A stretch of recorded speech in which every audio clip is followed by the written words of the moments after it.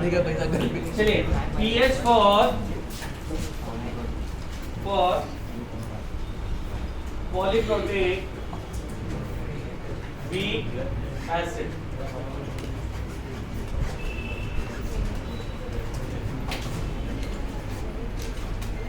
Polyprotic का मतलब क्या होता है? जो एक से ज्यादा H प्लस दे सके, ठीक है? इसका मतलब होता है पॉलीप्रोटिक, है ना? मोनोप्रोटिक मतलब सिर्फ एक H प्लस दे, पॉलीप्रोटिक मतलब एक से ज्यादा हो गया। अब ऐसे तो भी डायप्रोटिक, ट्राइप्रोटिक ऐसे अलग अलग नाम हो जाएगा ना, तो हम उसको एक साथ क्या बोल देते हैं? पॉलीप्रोटिक, ठीक है? देखिए विच कैन गिव, क्वेश्चंस करके आए थे इसके 1 से 30 तक, क्वेश्चंस हुए? Which can give more than 1 H plus। ओए कल टाइम लिमिट कितनी बताई थी? चल आजा, वीडियो मिलेगा घर जाके देखो। Which can give more than 1 H plus, ठीक है? आराम से ऊपर बैठ, लाइब्रेरी वगैरह में नहीं पे जाके पढ़ाई कर, है ना? कल से 8:15 बजे आने की कोशिश करना। क्यों लेट हुआ? कल वाला बहाना पकड़ लिया तूने मेरा। कहाँ से आता है? बडनेरा से?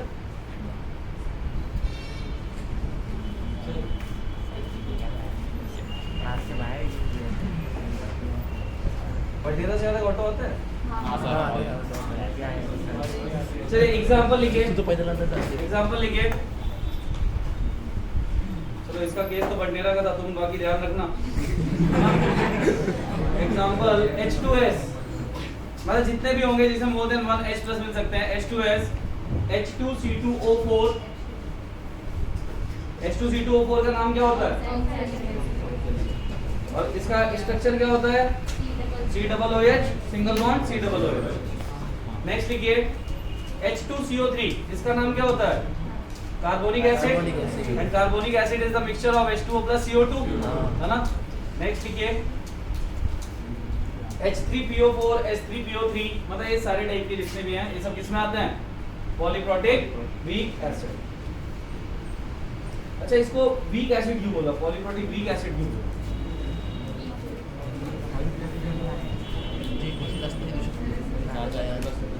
वीक एसिड क्यों बोल रहे हैं? अलग तरह से H प्लस ज्यादा है।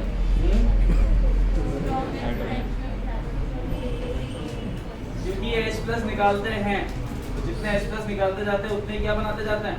ओए पांडा रुक, तू कहाँ से आता है? कहाँ से आता है तू? विलासनगर कहाँ है? कसा है एक मिनट। विलासनगर कुठे आहे? विलासनगर कहाँ पे है? कितनी दूर है? कल टाइम बताया था ना? कल आया था?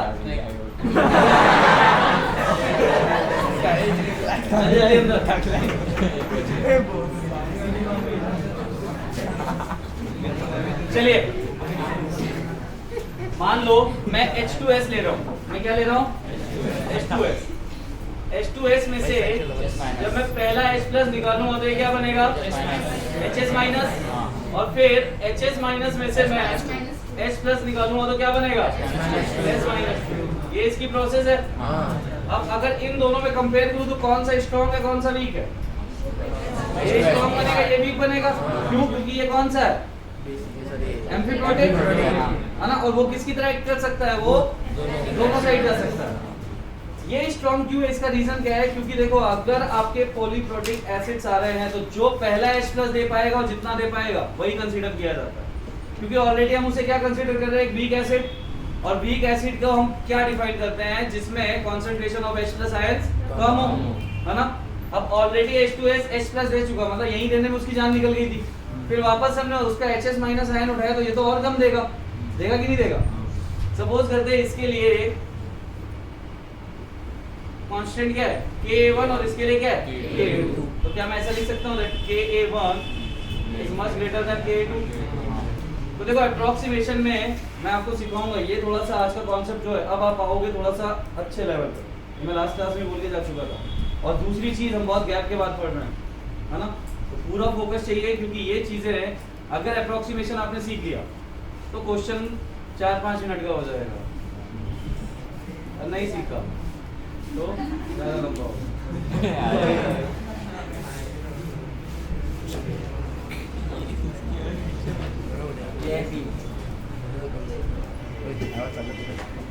ठीक है, और ये चीज है ना हमेशा रहेगी, कभी भी पॉलीप्रोटिक लोगे तो ये चीज हमेशा रहेगा। अब Ka1 ज्यादा है तो अल्फा 1 किसका ज्यादा रहेगा, मतलब अल्फा 1 अल्फा 2 में कौन ज्यादा रहेगा।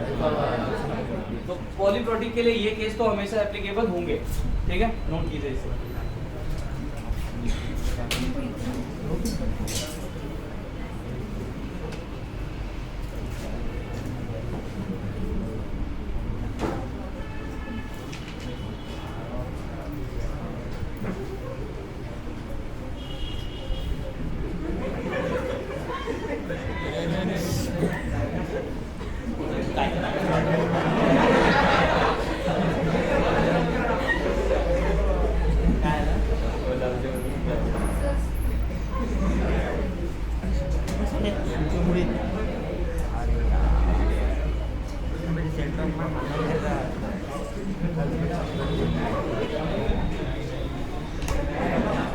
बस बस बस,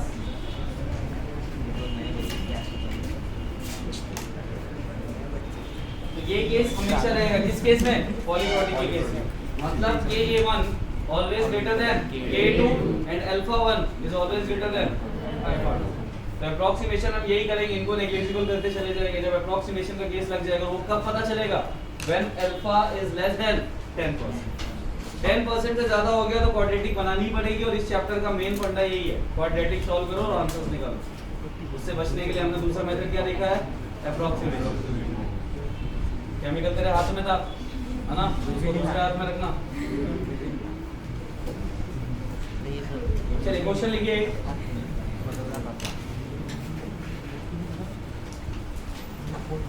Calculate pH for 0.1 m H2S solution।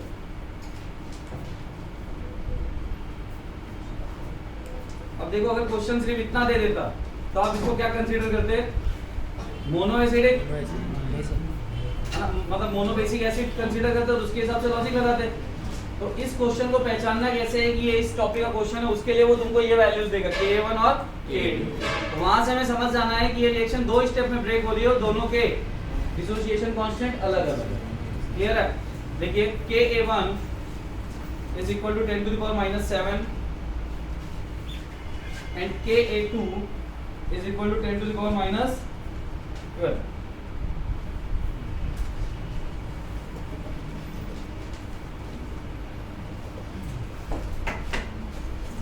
लिख लिया?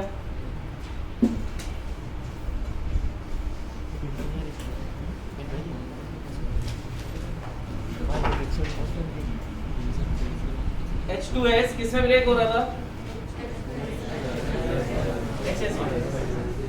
मान लेते हैं T इज इक्वल टू 0 पे ये कितना था, C, तो ये कितना रहा होगा,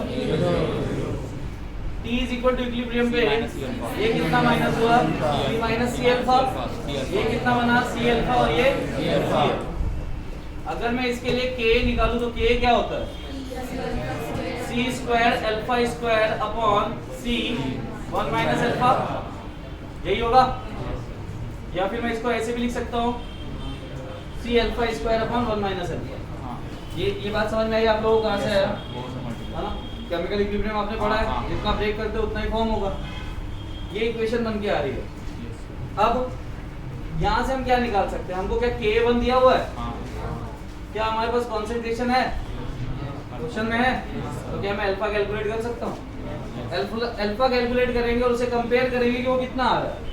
अगर 10% से कम है तो इसी के अकॉर्डिंग चलते चले जाएंगे। फिर एक फॉर्मूला और है ना आपके पास अल्फा का, क्या होता है A/C, और कॉन्सेंट्रेशन H प्लस निकालने के लिए C अल्फा, और कॉन्सेंट्रेशन H प्लस आ गई तो pH आ जाएगा। तो सबसे पहले अल्फा निकाल के बताओ कितना आएगा। कॉन्सेंट्रेशन तुम्हारे पास कितनी दी हुई है, 0.1।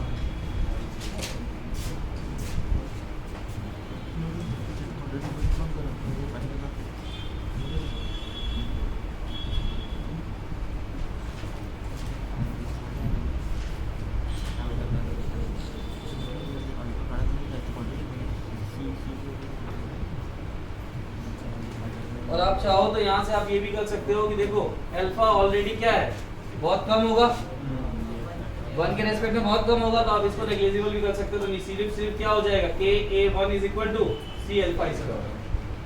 जब भी ये पॉलीप्रोटी का केस आएगा तो अल्फा तो आप नेग्लिजिबल करते हो तो कोई प्रॉब्लम नहीं है, अल्फा नेग्लिजिबल हो ही जाएगा क्योंकि वो ऑलरेडी 1 से बहुत कम है। हम बात किसकी कर रहे हैं, डिग्री ऑफ आयनाइजेशन। उसका फ्रैक्शन किस में होता है, 1 में, और परसेंटेज किस में होता है, 100 में, है ना। 10 to the power minus 3 हाँ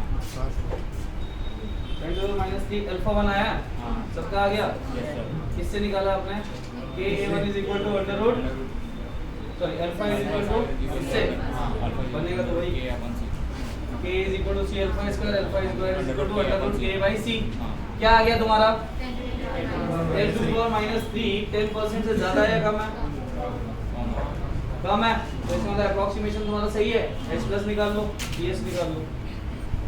H प्लस कैसे निकालोगे, C अल्फा 1, C की वैल्यू कितनी है 0.1, अल्फा 1 तुमने कितना निकाला 10 to the power minus 3, 10 to the power minus 4 और pH आ गया 4। हाँ सर क्लियर है सबको, हाँ सर।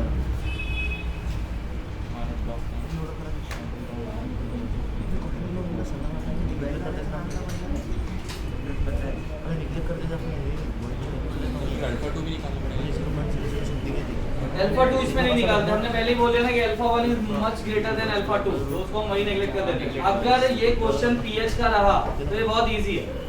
किसका रहा, पीएच का रहा तो ये बहुत इजी है। इन केस उसने, चलो ये भी तुमसे कैलकुलेट करता तो जो इसकी कंसंट्रेशन है वो इसकी है, ये भी इजी हो जाता। बट मान लो वो तुमसे बोलता फाइंड कंसंट्रेशन ऑफ S-2 है, S-2 के लिए दूसरी इक्वेशन उठानी पड़ती और फिर उसको इक्विलिब्रियम पे देखना पड़ता और फिर उसका कैलकुलेशन करना पड़ता, तो वो डिफिकल्टी है। अगर नेगेटिव आयन की कंसंट्रेशन तुमसे पूछ लिया तो वो डिफिकल्टी है, और अगर क्वेश्चन को यहीं तक पीएच में बनाया तो बहुत इजी है क्वेश्चन। ठीक है, नोट कर लिया सबने। नेक्स्ट देखिए, calculate concentration of S-2 ion. Calculate concentration of S-2 ion।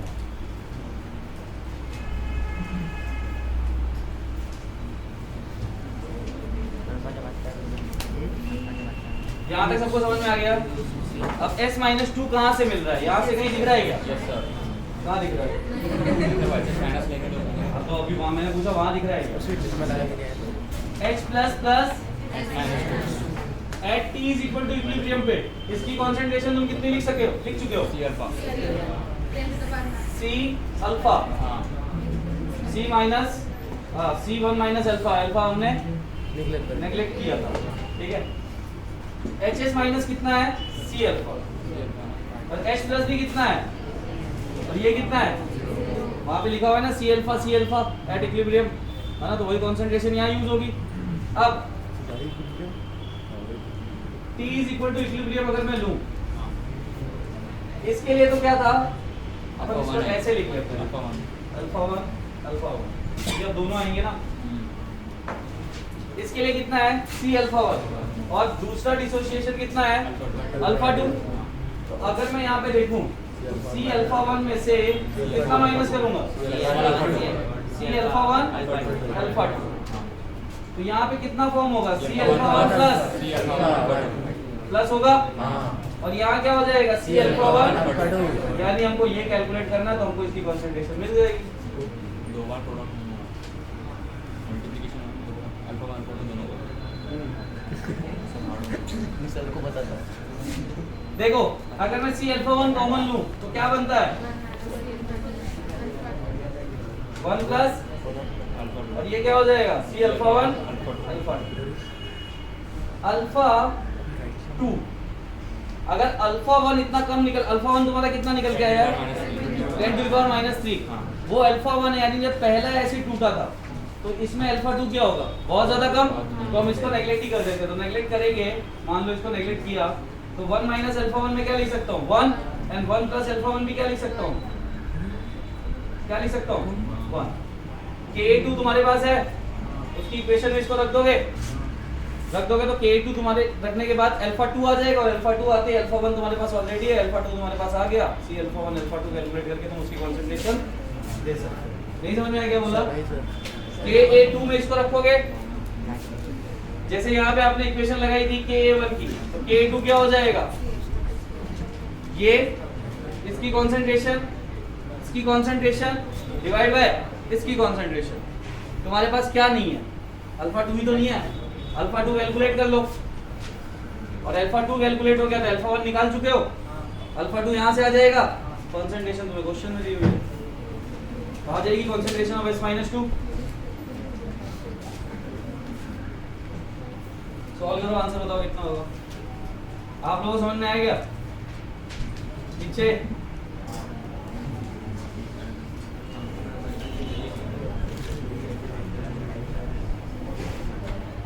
हो जाने दो ये चैप्टर, है ना? ये चैप्टर एक बार हो जाने दो, उसके बाद ऑर्गेनिक प्लस फिजिकल चलेगा। हर दिन 30-30 क्वेश्चन के सेट बनाऊंगा या max to max alternate days पे 50-50 क्वेश्चन का डिस्कशन होगा। स्टार्टिंग करेंगे मूल कंसेप्ट से, ठीक है? क्या बोल रहा है?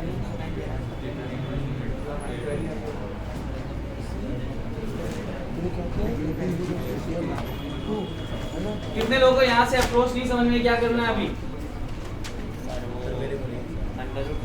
K/C से निकालना है अभी या फिर देखो यहाँ तक बात कितने लोगों को समझ में आ गई थी? यहाँ तक सबको समझ में आ गया? अल्फा 2 हमने क्या किया?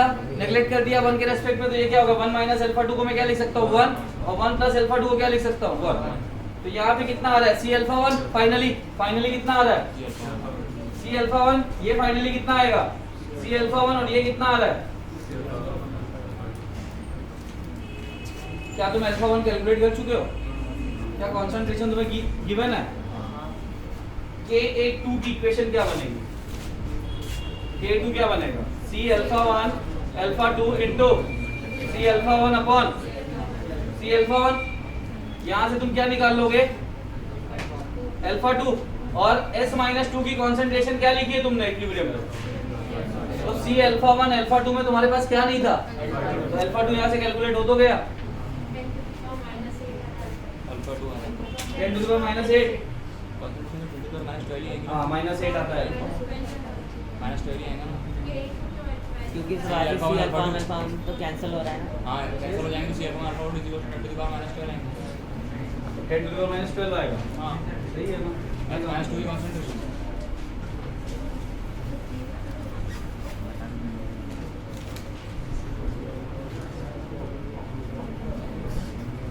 0.1 रखा C, 10 टू द पावर -3 रखा अल्फा 1, और अल्फा 2 कितना रखा? यहाँ से कैलकुलेट किया ना भी तूने? कितना आया? -8। हाँ। अब ये किसके इक्वल जाएगा? इसकी कंसंट्रेशन। S-2 की कंसंट्रेशन क्या है पहले ये सी बता। अल्फा 1 अल्फा 2 फिर क्या दिक्कत जा रही है फिर तेरे वो सही है ना, फिर मैं वो को? अल्फा 2 कैलकुलेट कर लिया, कितना आया है? 10 टू द पावर -8। अब दोनों को रख, आंसर निकल फाइनली कितना? 10 टू द पावर -12 आ रहा है। हाँ सही है। सीधा सीधा वहाँ से भी आया। वो वहाँ से सीधा ही कहा सी अल्फा तो आ रहा है साइड में C alpha alpha 2 10 to the power -12 वही कंसंट्रेशन है। K2 की सर K2 की इक्वेशन लिखो सर। अच्छा यहाँ से हाँ वहाँ से सर वो कैंसिल हो गए। उसी का इक्वल आ रही है। डायरेक्टली, लेकिन हर क्वेश्चन में डायरेक्ट नहीं निकल जाएगा ना। अगर हर क्वेश्चन में नहीं निकला फिर तो तुम्हें निकालना पड़ेगा ना। सर वो बनाना एक बार सी अल्फा 1 H प्लस लिया था, H प्लस वो तो सर आयरन एडिशन के बाद में एक बात बताओ, उसमें का पॉलीप्रोटिक है, इसका H प्लस सेकंड वाली रिएक्शन के H प्लस में डोमिनेंट होगा कि नहीं होगा? हाँ तो क्या है वहाँ पे जो H प्लस की कंसंट्रेशन है वो इसी को नहीं कंसीडर करेंगे जो इससे टूटी थी? लेकिन सर वो तो रिएक्शन की बाद में आएगी ना, पहले तो क्या होगा? ऑलरेडी वीक एसिड है, जितना टूटना है पहले स्टेप में टूटेगा। यही चीज लिखवा गई थी थोड़ी देर पहले, Ka1 is always greater than Ka2 and alpha 1 is always greater then alpha 2, और मैंने साथ में उसमें ऑलवेज लिख के दिया है, मतलब ये हमेशा का केस है, ऐसा नहीं कभी कदार ऊपर नीचे हो जाएगा। Yes sir. एक बात बताओ, कोई वीक एसिड है, उसको मैंने पानी में डिसॉल्व किया, ठीक है, वो पानी में टूटा, जितनी टेंडेंसी वो पहली बार में टूट जाएगा ना, अब उसका मैं वापस से निगेटिव वाला आयन निकाल रहा हूँ और उसको अलग से पानी में डाल रहा हूँ, तो क्या उसके पास टेंडेंसी बची है क्या? अगर बचती तो पूरा ही नहीं टूट जाता, तो क्या होगा? दोनों केस में उसका डिग्री ऑफ आयनाइजेशन कम होता चला जाएगा। मान लो 3H+ की बात आ गई, तो α1 के रेस्पेक्ट में α3 कहीं आसपास भटकेगा क्या? इसका यही है, इसमें बढ़ते जाएंगे, जैसे जैसे H+ का तुम कॉन्सेंट्रेशन बढ़ाओगे, H+ के नंबर बढ़ेंगे, वैसे वैसे ये वैल्यूज बढ़ती जाएगी। कितने लोगों को ये पार्ट नहीं समझ में आया क्वेश्चन का? समझ में आया क्या कैसे क्या हुआ है? दूसरा क्वेश्चन लिखो और ये बताना फिर इसका क्वेश्चन लिखो। 0.1 m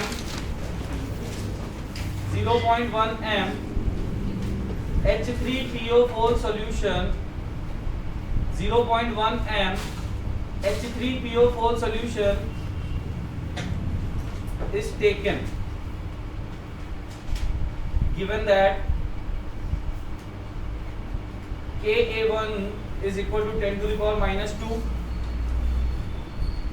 Ka2 is equal to 10 to the power minus 7, देखा, and Ka3 is equal to 10 to the power minus 12। अब 3 Ka1 की वैल्यू देंगे, वो क्या बता रहा है कि 3 स्टेप में रिएक्शन टूट रही है, यानी रिएक्शन में 3 स्टेप यूज हो रहा है। अब 3 स्टेप, तीनों में क्या कॉमन निकलने वाला है? H+, तीनों में कॉमन एक ही चीज है H+, बाकी कुछ कॉमन रहेगा? Calculate pH, calculate pH, second लिखो, and also calculate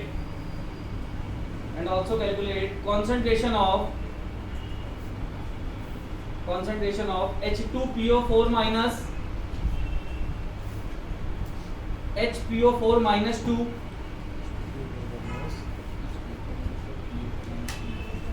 and also calculate concentration of H2PO4 minus HPO4 minus 2 and third क्या आएगा? PO4 minus 3। चलो सॉल्व करो इसको।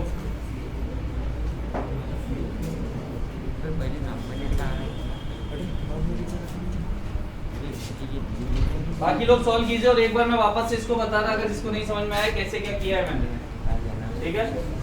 इसको आ गया है वो अपना सॉल्व करते रहे।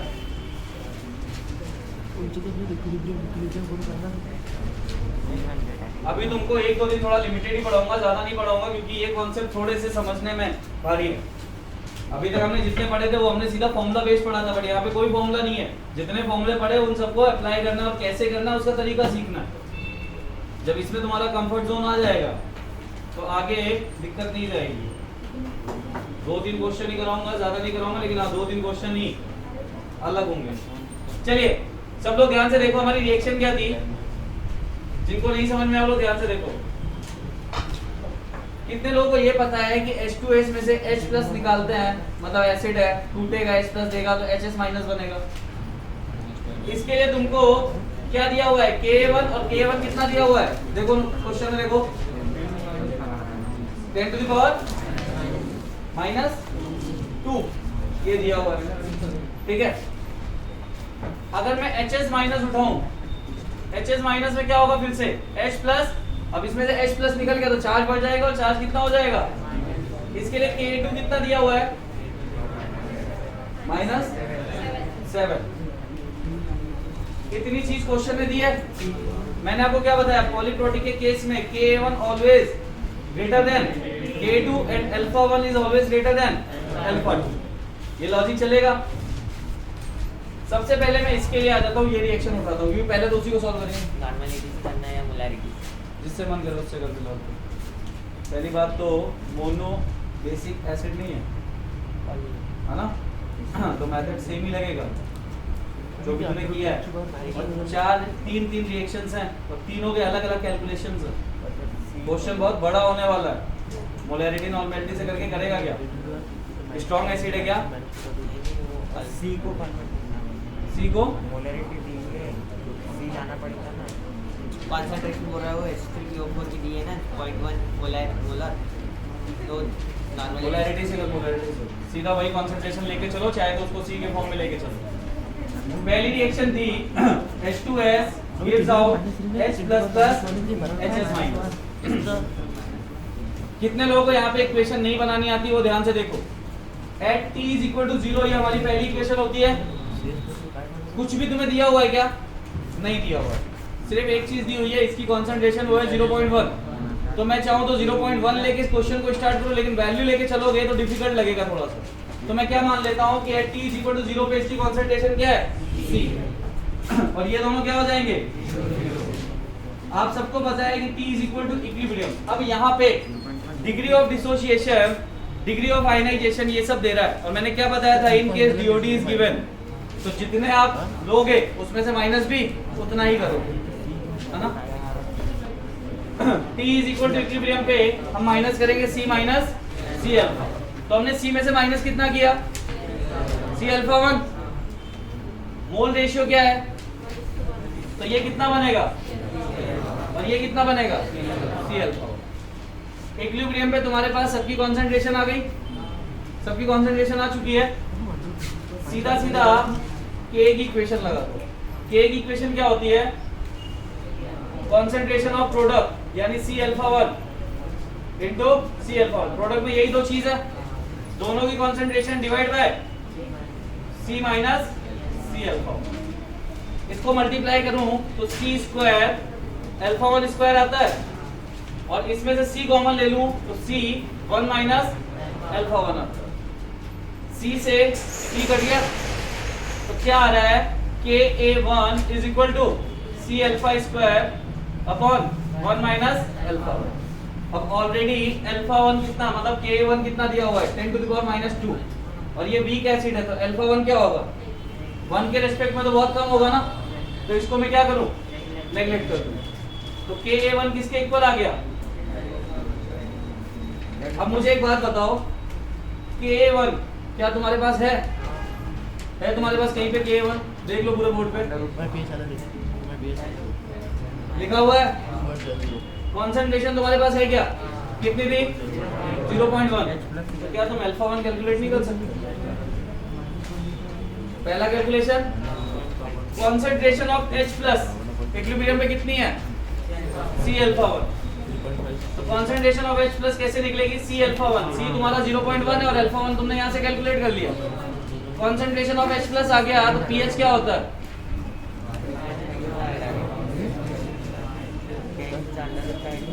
pH तक का कैलकुलेशन तो इतना इजी है, तो जिसने नहीं किया था वो यहाँ तक पहले सॉल्व करो पहला वाला क्वेश्चन। जिसने पहला वाला क्वेश्चन नहीं किया था यहाँ तक अब आराम से सॉल्व करो, पूरा कैलकुलेशन करके बताओ कितना आ रहा है आंसर। और बाकी लोग दूसरे क्वेश्चन पे जंप कर चुके। pH 1.5 pH 1.5 sir 2.70 sir 2 point something 10 आया ना उसका। pH 3 minus log 27 log 27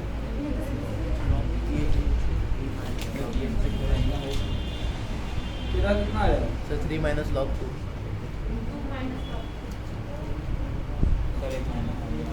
3 minus log 27 ना, हाँ, वही था। सर मेरा 3 minus log 2 आया 0.1 अंडर। पहली बात तो इसमें 10% से कम आ ही नहीं रहा, 10% तो ज्यादा है।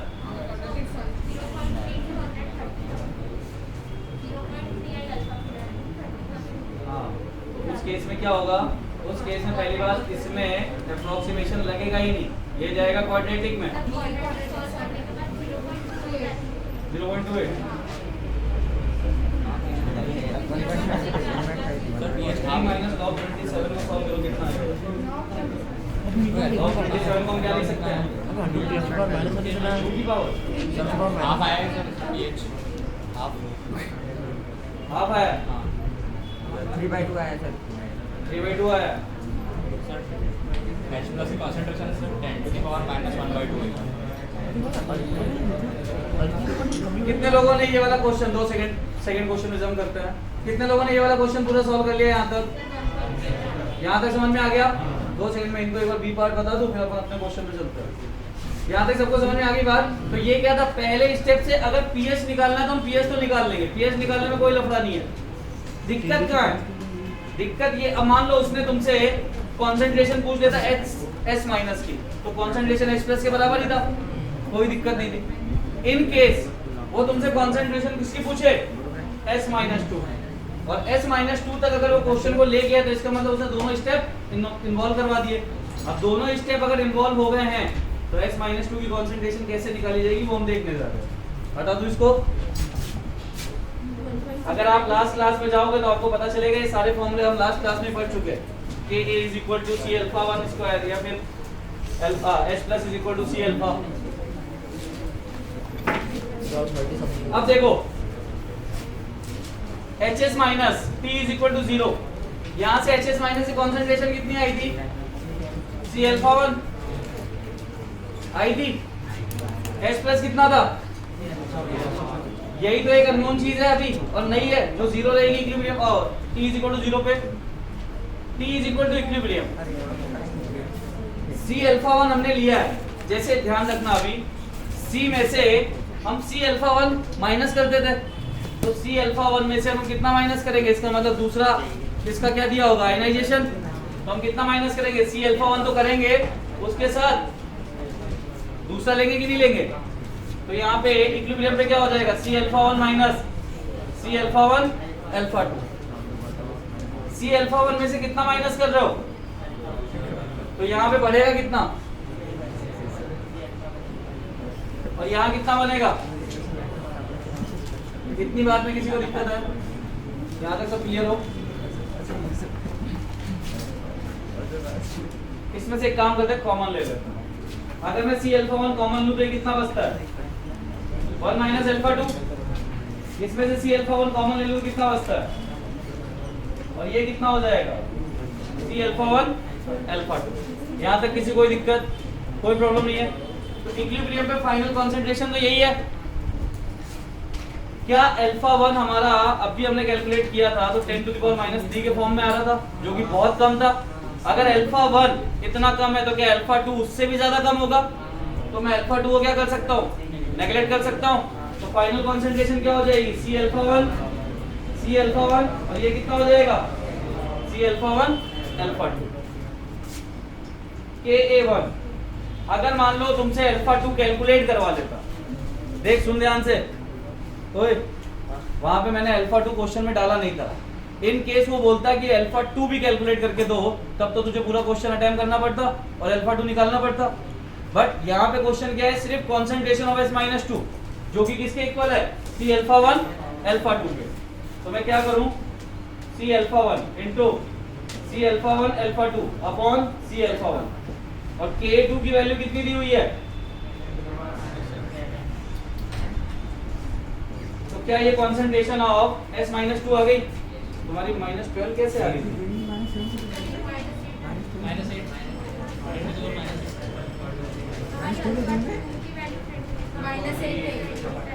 अल्फा 2 आया था ना, हाँ। कंसंट्रेशन ऑफ एस माइनस 2 यही था, सी अल्फा 1 अल्फा 2 किसके इक्वल आ गया, 10 टू द पावर माइनस 7। ये कब था, जब उसने सिर्फ कंसंट्रेशन पूछा। इन केस वो अल्फा 2 कैलकुलेट करवा ले कि अल्फा 2 बताओ, तो अल्फा 2 तो यहाँ से निकालना ही पड़ेगा, -12 था। डेटा गलत लिखा है मैंने, रिएक्शन अलग है, K1 K2 अलग है। सर अभी की रिएक्शन करेंगे, अभी की रिएक्शन लिख दिया सर, इसने बताया पीछे से किसी ने आवाज दी थी। छोड़ो जो भी डेटा था, अब उस डेटा के हिसाब से चल रहे हैं अपन। जो भी था पहले क्वेश्चन में, अभी तुम्हारे क्वेश्चन में डेटा तुम यही पुट कर लेना, है ना। तो इसका मतलब हमारा 10 टू द पावर माइनस 3 भी गलत हो गया। डेटा किसने बताया था ये, ओमने सर हमारा क्या बे 4 आंख लगा के नहीं देख पाया।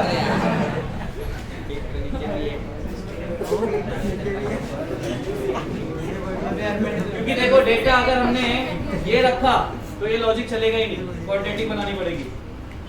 एक्चुअल डेटा क्या था बोलो, -7, ठीक है। K2 कितना लिया हुआ है, -12, तो कंसंट्रेशन ऑफ एस -2 -12 आ गया, और सर आ गया आंसर 27 वाला आ गया। सर मेरा 26 नेगलेक्ट करने के बाद ये आया होगा। Sir 2 minus 4 minus log sir मेरा 2 माइनस लॉग है 3 माइनस लॉग 27। ये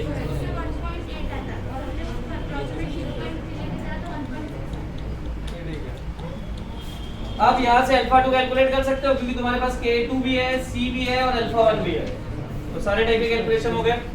ध्यान से समझो, अप्रोक्सीमेशन में क्वेश्चन इजी है लेकिन क्वेश्चन दोनों केस में लेंथी है, क्योंकि यहाँ पे तो सिर्फ 2 इक्वेशन, अब जो मैंने क्वेश्चन दिया उसमें 3 इक्वेशन और 3 इक्वेशन को अलग अलग कैलकुलेट करना है, तो और ज्यादा डिफिकल्टी आएगी। अभी समझ में आया क्वेश्चन? कितने लोगों को समझ में आया? और कैसे पहचानोगे कि ये पॉलीप्रोटी का केस है? कैसे पहचानेंगे?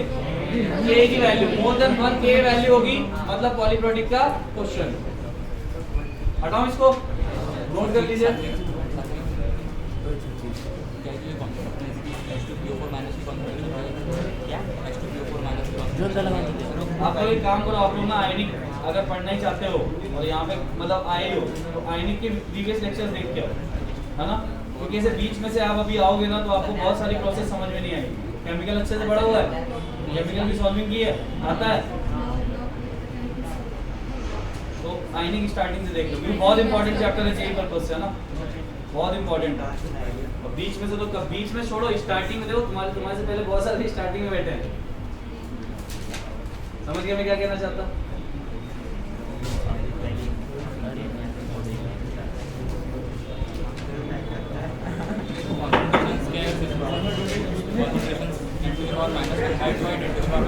मैं समझ गया कि तुम थक चुके हो, है ना, फाइनली मेरे को ही सॉल्व करना है। ये सर देखो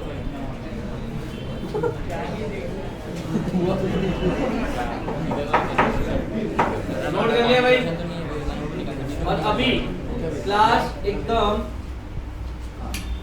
इसी फ्लो में बैठे रहना, बन ये आपस में मत करो ना। हमारा डिस्कशन चल रहा है ना, मैंने तुम्हें बोला है कि तुम एक दूसरे की हेल्प करके क्वेश्चन सॉल्व करो। क्लियर है? दूसरा क्वेश्चन है, ध्यान से पढ़ लो, सॉल्व करने ज्यादा देख लो कैसे सॉल्व कर रहा हूँ।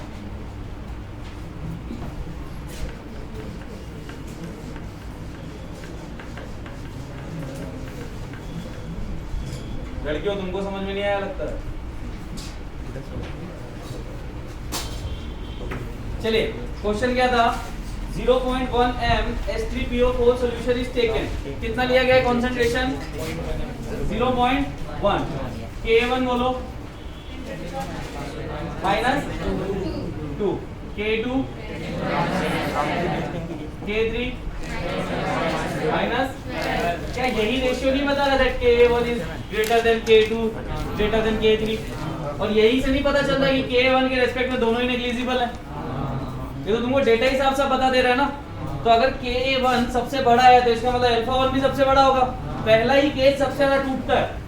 किसी भी अगर वीक एसिड है तो पहले केस में जितना टूटेगा वही उसके H प्लस की कॉन्सेंट्रेशन है, यानी पीएच तो तुम सिर्फ उसको वहीं से निकाल लो ना तो पीएच कैलकुलेट हो जाएगा। पीएच तो सिर्फ तुम उसी केस से निकाल सकते हो, बट सिर्फ पीएच। मैंने क्या बोला, क्वेश्चन डिफिकल्ट कहाँ होगा? जब वो नेगेटिव आयंस की कॉन्सेंट्रेशन पूछने लग जाएगा। पीएच के हिसाब से बहुत इजी क्वेश्चन है, देखना बाकी दो को तो उठाऊंगा भी नहीं, पीएच कैलकुलेट हो जाएगा। रिएक्शन लिख लेते हैं, H3PO4। रेड मार्कर दिखता है? हाँ सर। दिख रहा है क्या?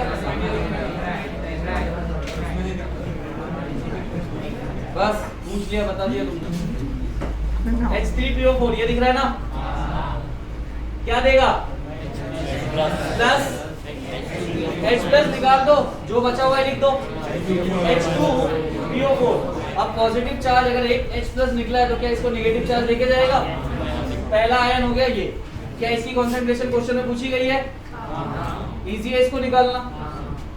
अब डिफिकल्टी तो यहाँ से आएगी, जब हम H2PO4 माइनस लेंगे, इसमें से H प्लस निकालेंगे, क्या बचेगा? PO4 minus. थर्ड रिएक्शन क्या हो जाएगी? HPO4 माइनस लिया, H प्लस निकाला। कितने लोगों को ये समझ में आया रिएक्शंस मैंने कैसे लिखी है? नहीं समझ में आया आप लोगों को? थर्ड बेंच नहीं समझ में आया रिएक्शन कैसे लिखी है? हर केस में एक एक H निकाल दो और एक एक नेगेटिव चार्ज बढ़ा दो, ठीक है? बस इतना करना है। यहाँ तक कोई दिक्कत? इसके लिए K1 दिया है 10 to the power minus 2, इसके लिए K2 और K3। इसका मतलब क्या ये कॉमन आयन इफेक्ट दिखा रहा है? तो H प्लस की कंसंट्रेशन इन दोनों की कंसंट्रेशन पे डोमिनेंट है। ऑलरेडी इनका आयनाइजेशन यहाँ से दिख रहा है तुमको, बहुत कम है। तो अगर H प्लस यहाँ बढ़ता चला गया तो ये और कम होता चला जाएगा। तो मान लो क्वेश्चन पीएच का आ गया, तो पीएच में तुम कुछ मत करो, जो हमारा केस हुआ करता था ना, कौन सा, मोनोबेसिक एसिड वाला, सीधा वो लगा दो, वहां से क्वेश्चन सॉल्व हो जाएगा। यानी concentration of H plus is equal to normality of acid, उससे कर सकते हो डायरेक्टली। और दूसरा केस क्या है कि इक्वेशन बना के भी कर सकते हो। जैसे मैं पहले इक्वेशन लिखूंगा, H3PO4 gives out H plus at t is equal to 0 पे, ये इक्वेशंस लिखना सीख लो। t is equal to 0 पे मैं इसको क्या मान लूं, ये कितना हो जाएगा, t is equal to equilibrium पे इसको कितना ले लूं, ये कितना बनेगा, K1 कितना हो जाएगा, C alpha 1 square upon alpha 1 को क्या कर सकते हैं, तो K1 क्या तुम्हें दिया हुआ है, कितना दिया हुआ है, C कितना है, निकालेंगे कितना आएगा alpha, alpha 1 is equal to 0.3 10 to the power minus 2 upon 10 to the power minus 1, और alpha 1 is equal to 10 to the power minus 2 divide by, पूरा कैलकुलेट किया ना प्रॉपर्ली, 0.3 आ रहा है, 0.3 into 100 करें तो कितना हो जाएगा 30%, और ये वाला केस कौन सा हो गया, ग्रेटर देन। तो क्या ये यहाँ से सॉल्व होगा, अब नहीं हो सकता। अब क्या करेंगे, अब इसको नेग्लिजिबल भी नहीं करेंगे। कहाँ गया वो इक्वेशन में जो मैंने डाला था 1 माइनस अल्फा, वहां से बनाएंगे क्वाड्रेटिक और फिर सॉल्व करेंगे और फिर निकालेंगे अल्फा 1। तो क्वाड्रेटिक बना के सॉल्व किया इसको, कितना है अल्फा 1, 3 minus log 24। क्वाड्रेटिक सबका पड़ा हुआ है ना, कितना है अल्फा 1, 0.27 0.2 सर log 27 क्या लिखते हैं सर? 0.2 आ गया अल्फा 1, अल्फा अल्फा 1.2 आ गया तो कंसंट्रेशन ऑफ H प्लस क्या हो जाएगी, C कितना दिया हुआ है, 0.1 और अल्फा 1 कितना है, यहाँ से क्या आ जाएगा कंसंट्रेशन ऑफ H प्लस, और उससे निकाल लोगे pH। लेकिन कई कई पर तो नॉर्मलिटी दिया होता है, कई पोलैरिटी। मैंने क्या बोला, अगर सिर्फ pH बोल रहा है तो तुझे केस कंसीडर कौन सा करना है, मोनोबेसिक एसिड वाला। उसमें मैंने क्या बताया था, नॉर्मेलिटी ऑफ एसिड निकाल लो, वो डायरेक्टली प्रोपोर्शनल होगी कंसंट्रेशन ऑफ H प्लस, और सीधा pH कैलकुलेट कर लो, खत्म। ये मैं इक्वेशन क्यों बना रहा हूँ, क्योंकि क्वेश्चन यहीं पे खत्म नहीं हो रहा, वो pH ही नहीं पूछ रहा, वो क्या क्या पूछ रहा है, इन तीनों की कंसंट्रेशन भी पूछ रहा है वो। तो इसकी concentration is equal to H plus की कंसंट्रेशन, पहला आंसर तो क्लियर हो गया। बट ये दोनों निकालने के लिए हमको ये इक्वेशन उठानी पड़ेगी ना, और फिर से C alpha 1 minus alpha 1 alpha 2 करना पड़ेगा। इस केस में सोचो ना, इस केस में तुम क्या करोगे, C अल्फा 1 अल्फा 2 में से C alpha 1 alpha 2 alpha 3 minus करोगे, समझ में आ रहा है ये, तो सिर्फ क्वेश्चन बढ़ता जाएगा और कुछ नहीं होगा। पहले केस में 10% नहीं आया, नहीं समझ रहे, क्या बोला पड़ रहा सर कभी सी को जो पोलैरिटी लेते, कभी नॉर्मल, क्या चीज, अभी सी चेंज का मतलब कंसंट्रेशन चेंज हो रही है सर। कंसंट्रेशन कैसे चेंज हो रही है, सर मतलब पिछले वाले में फैक्टर 1 तो नहीं है ना। अरे गधे, जब पहला एसिड हम लेंगे तो चाहे मोलैरिटी बोल चाहे नॉर्मेलिटी बोल, दोनों केस में एन फैक्टर 1 ही आने वाला है कि नहीं। जब सिर्फ इसको सिंगल स्टेप में तोड़ेगा तो इसका एन फैक्टर कितना है, तो 1 मतलब नॉर्मेलिटी चेंज हो जाएगी क्या, नहीं, नॉर्मेलिटी कहाँ चेंज होगी, यहाँ पे और यहाँ पे, और यहाँ पे भी नहीं होगी अगर मैं इसको कंसीडर करूँ मेन एसिड। तो दो वाली बातें कर रहा है। नॉर्मेलिटी और इसमें फर्क कब आता, जब मैं सीधा 2H प्लस 3H प्लस निकालता, एक स्टेप में रिएक्शन देता। मान ले मैं H3PO4 देके 3H plus plus PO4 minus 3 देता, तो नॉर्मेलिटी मतलब मोलैरिटी में क्या हो जाता, 3 टाइम हो जाता, क्योंकि एन फैक्टर कितना हो जाता, 3।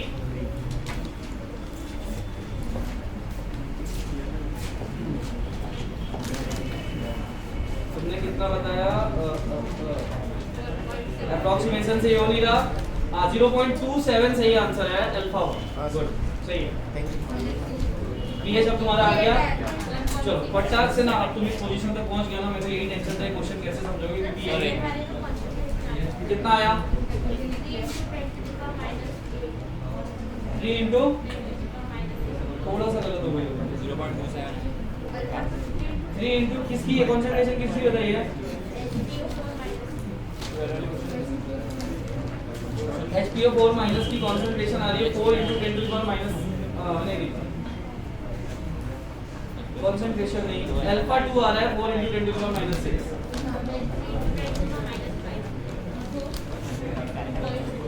अल्फा 2 रखो एक बार, अल्फा 2 की वैल्यू लिखो 4 into 10 to the power minus 6 और कंसंट्रेशन कितनी हो जाएगी 10 to the power minus 7 is equal to C alpha 1 alpha 2 यही होगा। अल्फा 2 यहां से कैलकुलेट करोगे या फिर C अल्फा 1 अल्फा 2 कहां गया वो, अच्छा सेकंड इक्वेशन हमने लिखा ही नहीं है।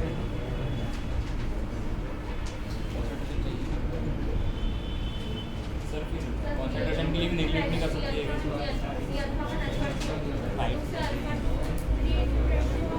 Satvik 3 into 10 to the power minus अब नेगलेक्ट करेगी उसको आके वैल्यू क्या ले रही हो सामने हाँ सही बताइए पता अल्फा 1.28 ले रही हो ठीक है और 10 टू द पावर माइनस 7 है के sir 10 to the power minus 6/2 आ रहा है सर आंसर। ठीक है भाई वो कैलकुलेशन का होगा, कैलकुलेशन को अपन देख लेंगे। चलिए यहाँ तक कितने लोगों को क्वेश्चन समझ में आया, पीएच निकल गया। तो पहला पार्ट पीएच पूछेगा वो तुमसे, और पीएच के लिए मैं फिर से बोल रहा चाहे कितने भी स्टेप हो सिर्फ पहले वाले स्टेप को कंसीडर करो और पीएच निकाल दो, खत्म बात। बाकी स्टेप से कोई लेना देना नहीं है क्योंकि उसके एस प्लस का कोई इंपैक्ट नहीं पड़ने वाला।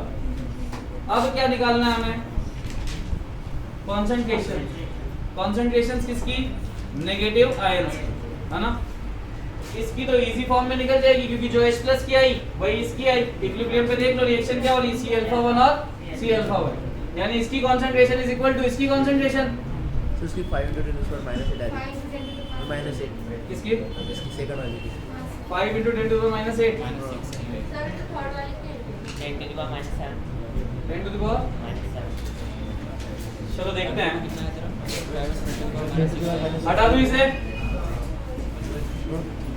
ये डेटा सबके दिमाग में है ना, लिखा हुआ है ना ये सब, जिसकी जरूरत पड़ेगी।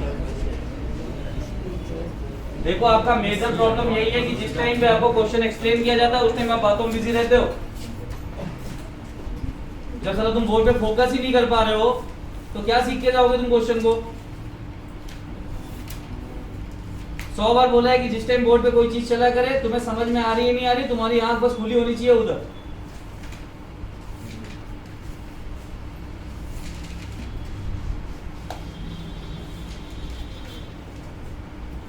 मतलब बेटा अभी तक की तो सारे फिजिकल तुम लोग समझ ही रहे हो तुम कहां पे हो। एटलीस्ट जो प्रेजेंट में चल रहा है उसको तो इस कंफर्ट जोन में रखो कि साला आगे जाके उसमें भी मेहनत ना करनी पड़े। थोड़ा टाइम मिला नहीं, घुस जाएंगे एक दूसरे में। H2PO4 माइनस क्या दे रहा है, HPO4 माइनस 2 प्लस। अब यही एक नया है, बाकी दो तो पहले वाली रिएक्शन में भी थे। इस T इज इक्वल टू 0 पे इसकी कंसंट्रेशन कितनी मानेंगे आप, C अल्फा 1, और ये कितना मानेंगे, और ये कितना मानेंगे। अब इसके लिए डिग्री ऑफ आयनाइजेशन अल्फा 1 तो है नहीं, कितना है अल्फा 2। अगर C में से C अल्फा माइनस होता था तो C अल्फा 1 में से कितना माइनस होगा, T is equal to equilibrium पे C अल्फा 1 माइनस करेंगे, ये तो माइनस करेंगे ये टर्म, उसके साथ एक नई टर्म आ जाएगी C अल्फा 2, तो यहाँ फॉर्मेशन कितना हो जाएगा, और यहाँ क्या हो जाएगा, इस वैल्यू के साथ ये बढ़ जाएगा। क्या मैं K2 की इक्वेशन यहाँ से डायरेक्टली लिख सकता हूँ, या फिर और शॉर्ट करना है तो कॉमन ले लो। C अल्फा 1 ये कितना बचेगा, ये कितना रहेगा, और ये कितना हो जाएगा। अब अप्रोक्सीमेशन पे चलें। अप्रोक्सीमेशन में मैं क्या बोल सकता हूँ कि अल्फा 1 ऑलरेडी बहुत कम था, उसके रेस्पेक्ट में अल्फा 2 और ज्यादा कम होगा, तो 1 माइनस अल्फा 2 अप्रोक्सीमेट कितना हो जाएगा 1, और 1 प्लस अल्फा 2 अप्रोक्सीमेट कितना हो जाएगा 1। K2 की इक्वेशन में रख दो क्योंकि ये क्या है सेकंड रिएक्शन है ना, तो डाटा कौन सा उठाएंगे, सेकंड वाला ही। K2 कितना दिया हुआ है, is equal to C alpha 1 alpha 2. C alpha 1 into C alpha 1 alpha 2 divide by C alpha 1. C alpha 2. So C alpha 1 plus alpha 2. C alpha 1 हाँ हाँ ठीक है। हाँ यहाँ से तुम क्या निकाल सकते हो? सर अल्फा 2 निकाल सकते हैं. अल्फा 2 निकाल सकते हो सीधा सीधा। एक बार अल्फा 2 निकालो और अल्फा 2 निकालोगे उसकी क्या नाम है कंसंट्रेशन निकालो। सेम आ रही है, चेक कर लो। 5 into 10 to the power minus 7 आ रहा सर. अल्फा 2 कितना आया? 5 into 10 to the power minus 7. Minus 7. 5 into 10 to the power minus 7. minus 6 Sir minus 7. -6 आ रही minus 6 वाले ज्यादा है ना भाई? minus 7 वाला तो अकेला है। सर पर करेक्ट तो नहीं ना sir. 5 into 10 to the power minus 6 एक साथ इतने लोग कैसे गलत हो सकते हैं? ये आसिम बोला सर इसलिए. वो तो गलत रहता ही है। इसलिए गलत है. बोल रहा था। इसलिए गलत है तो. अल्फा 2 आया। अब जरा सा यहाँ से एक बार C अल्फा 1 अल्फा 2 की पूरी वैल्यू कैलकुलेट करके बताओ कितनी आ रही। सारी वैल्यूज रखे कंसंट्रेशन ऑफ HPO4 -2 और चेक करोगे 10 to the power minus 7 आ रही है? Yes sir. आ रही है? 5 तो पता नहीं आ रही. ये stay 5.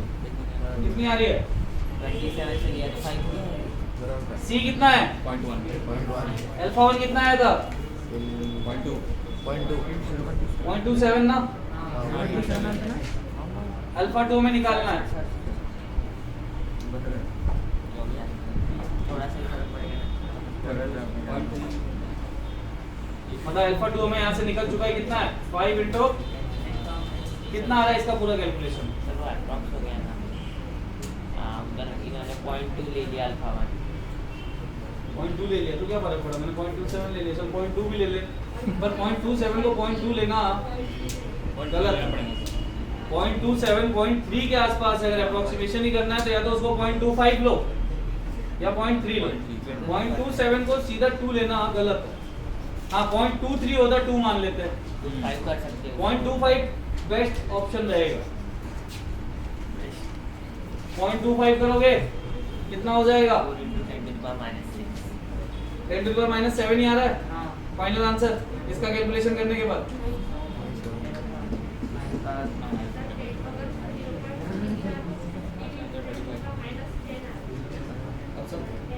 इसका मुझे सिर्फ कैलकुलेशन करके दो बस, फिर आंसर देखेंगे। 4 आता. 4 into 10 to the power minus 7. अगर 2.5 लिया तो. 2.5 लिया तो हाँ. किसको? वो मतलब मैंने 0.2 लिया था इसलिए 5 into 10 to the power minus 6 आया. 7 आया. अगर 0.25 लिया तो सर वो आता 4 into 10 to the power minus 6. 4 into 10 to the power minus 6 is the correct answer। अब समझ में आया? ओए अब समझ में आया कि सीधा कंसंट्रेशन क्यों नहीं लिखते? क्योंकि ये अल्फा 2 हमें पता है क्या कितना है, हमें इसकी एक्चुअल वैल्यू पता है क्या कितनी है, तो डायरेक्टली रिलेट करने में ना यही गलत हो जाओगे। पहले अल्फा 2 कैलकुलेट करो, फिर पुट करो, फिर फाइनल आंसर निकालो और आंसर आ रहा है 4 into 10 to the power minus 6 और वहाँ आंसर आ रहा है 10 to the power minus 7। वहाँ ये- 4 into 10 to the power minus 6 आ रहा है. हाँ कंसंट्रेशन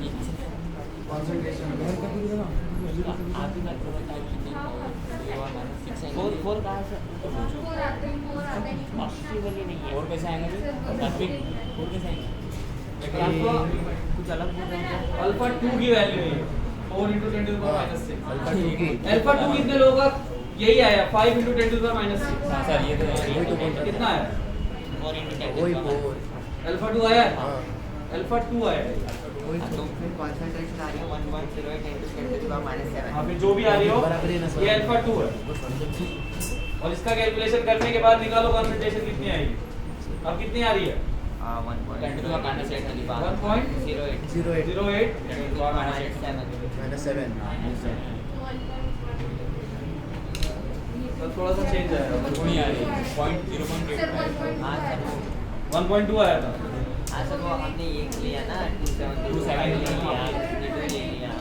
हमें भी 5 into 10 to the power minus 6। ठीक है इसके आसपास ये आंसर है क्योंकि सबने अलग अलग वैल्यूज रखी है अप्रोक्सीमेशन के हिसाब से। कितने लोगों को यहाँ तक बात समझ में आई है कि सेकंड केस में कंसंट्रेशन कैसे कैलकुलेट करते हैं? अब क्वेश्चन अभी भी खत्म नहीं हुआ है, थर्ड निकल गया। अभी भी क्वेश्चन है जो थर्ड स्टेप में जाएगा, जिसमें हम PO4-3 की कंसंट्रेशन भी कैलकुलेट करने जा रहे हैं। अब कर लोगे? अब क्या हो जाएगा, इक्वेशन कैसे बनेगी? देखो HPO4-2 तो तुमको लेना ही है, सॉरी HPO4-2 तो तुमको लेना ही है ना? और उसकी कंसंट्रेशन ऑलरेडी कितनी है? C-alpha1 alpha2। अब माइनस क्या होगा? C-alpha1 alpha2 minus C-alpha1 alpha2 alpha3। अब फिर जाओगे आगे, तो करो इसको सॉल्व आगे।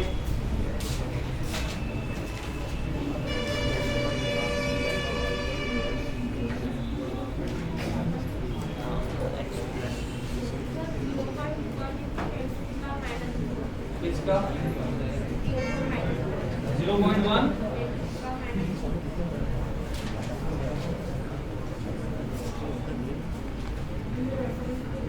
मतलब ये तुम अल्फा बता रही हो, अल्फा 3 तो अल्फा 3 और वापस कैलकुलेट करो।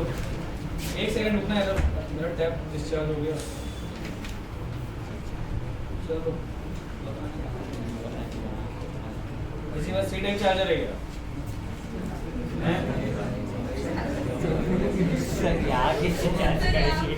वो सब मंगाऊंगा ना फिर मैं सारा जुगाड़। इसके पास चार्जर तो होगा, इसके पास चार्जर तो होगा, वो तो कॉमन हो गया था सर हाँ 4 into 10 to the power minus 11 also 4 into 10 to the minus 11 सही है। 4 into 10 to the power minus 11 आ रहा है अल्फा 3। yes sir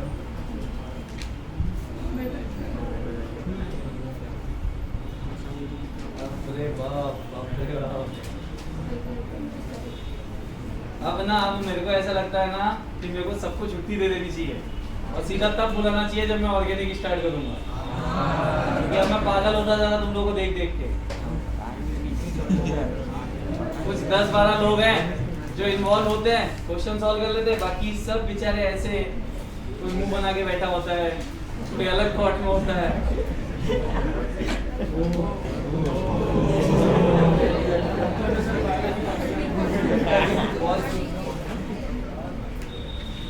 C-alpha1 से C-alpha1 कट चुका है, alpha2 से alpha2 कट गया, फाइनली क्या बच रहा?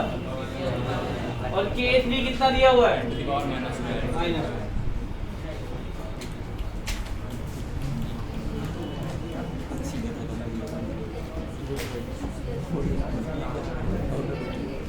सर आ गया कंसंट्रेशन C-alpha1 का alpha2 तो C-alpha1 का alpha2 आई थी ना, C-alpha1 कॉमन लिया हमने, तो क्या बचा था? C-alpha1 1 plus alpha2, alpha2 को हमने नेगलेक्टेड कर दिया था, फाइनली क्या बचा? C-alpha1 ही बचा था, है ना? अब यहाँ से जैसे मान लो इसके आगे एक और रिएक्शन होती तो फाइनल कंसंट्रेशन PO4-3 कितनी आती? हम ये लिखते हैं, तो इसके लिए कितनी लिखते? ये थोड़ी लिखते, ये लिखते, उसके लिए वो थोड़ी लिखते, नीचे वाले लिखते। जो फाइनली हमने कॉमन लेने के बाद कर लिया, हमने नेगलेक्ट भी तो किया है, तो नेगलेक्ट करने के बाद जो कंसंट्रेशन आ रही है वो फाइनल कंसंट्रेशन। अभी समझ में आएगा आप लोगों को? सर कंसंट्रेशन आ गई, क्या है आंसर? कंसंट्रेशन कितनी है? पहले अल्फा दिया है 4 into 10 to the minus 11, हाँ। Concentration 10 to the power minus 12 के आसपास ही होगी। कितनी आई? क्या आसपास में 4.32 into 10 to the minus 18 हाँ सर। C-alpha1 alpha3 से अल्फा 1 अल्फा C कितना रखा? अल्फा 1 अल्फा 3 नहीं, alpha 1 alpha 2 alpha 3 alpha 2 alpha 3 concentration हाँ अच्छा ये यहाँ से आया भाई, वही तो सर। उसको हटा दो। minus 18 कंसंट्रेशन क्या है? C-alpha1 alpha 2 alpha 3 alpha2 alpha 3 alpha3। C कितना है? 0.1 alpha1 कितना आया था? 0.25 0.25। alpha2 कितना आया था? 4 into 10 to the minus 6 -6। और alpha3 कितना है? 4 4 into 10 minus 11 कैलकुलेट करोगे भैया आंसर है। जो भी कैलकुलेशन होगा वो आंसर है। ये देखो PO4-3 की कंसंट्रेशन बोलिए ना, और वो किसके इक्वल है? इसके इक्वल, और हमारे पास सारी वैल्यूज है, पुट की आंसर निकाला, खत्म।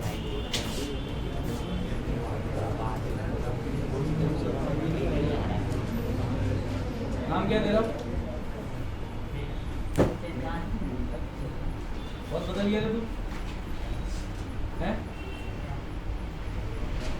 सर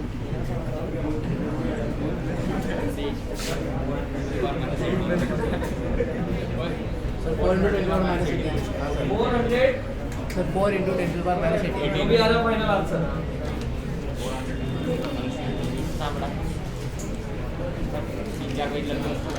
और आयनिक क्यों डिफिकल्ट है?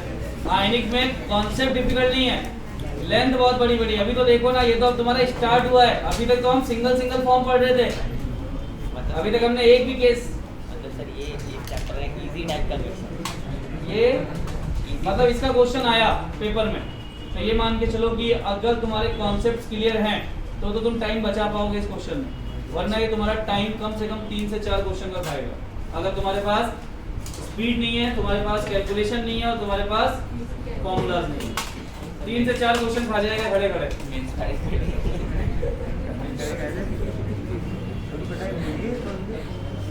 समझा? इस हाथ में तेरे केमिकल, इस हाथ में सोच आए नहीं। चेन में केमिकल बॉन्डिंग, इस वाली चेन में पीरियोडिक टेबल। केमिस्ट्री बकवास क्या बोला बे? सर मालूम सर केमिस्ट्री बकवास। चलिए समझ में आ गया। पॉलीप्रोटीन के लिए मैंने आपको दोनों टाइप करा दिए, 2 रिएक्शन 3 रिएक्शन। अब ऐसा तो आपने भी नहीं देखा होगा कि H4 के फॉर्म में कोई एसिड हो, तो मैक्सिमम 3 स्टेप में जा सकता है। नेक्स्ट एंड डालिए pH कैलकुलेशन फॉर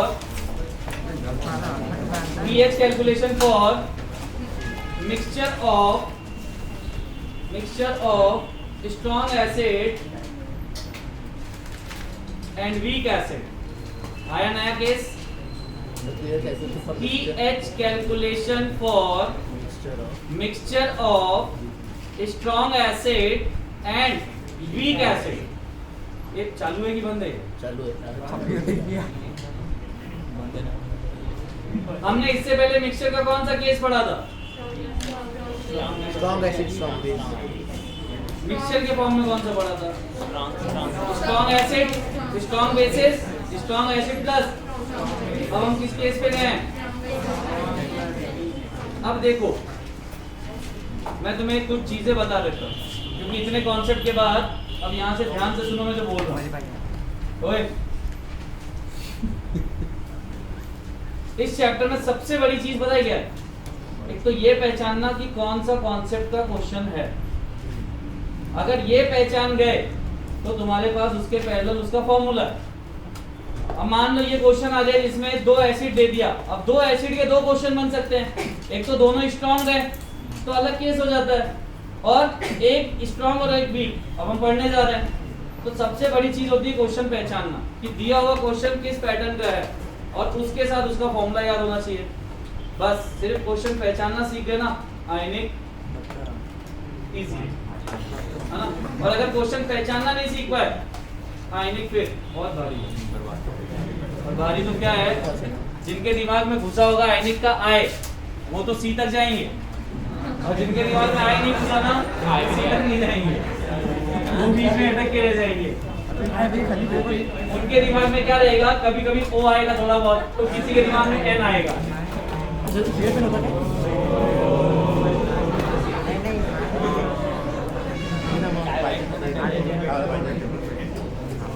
चलिए क्वेश्चन लिख लो, सीधा क्वेश्चन से स्टार्ट करते हैं इसको। जैसे एक तुम्हारा पुराना ही क्वेश्चन दे रहा हूं मैं, तो तुम कर चुके हो, मुझे आंसर निकाल के बताना। लिखो 0.2 m CH3COO solution, CH3COOH solution. CH3COOH का नाम क्या होता है? Acetic acid. Solution is taken, ठीक है। K is equal to 2 into 10 to the power minus 5. Calculate alpha. किस टाइप का क्वेश्चन है ये?